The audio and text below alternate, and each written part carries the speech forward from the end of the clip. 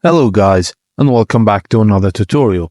Today, I'll show you how to fix could not create Apple ID on iPhone. So, the ultimate fix is to open an ID on the website of the Apple ID account. Just head to appleid.apple.com and create a new account, and here's how to. Firstly, open your web browser and go to appleid.apple.com. Click on Create your Apple ID at the top right corner of the page. Enter your first and last name, then select your country, and provide your birthday, then enter a valid email address. This will be your Apple ID, and create a strong password.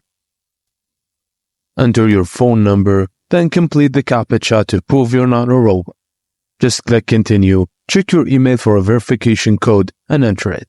You'll also receive a code on your phone, enter that as well. Click Continue again, and you're done.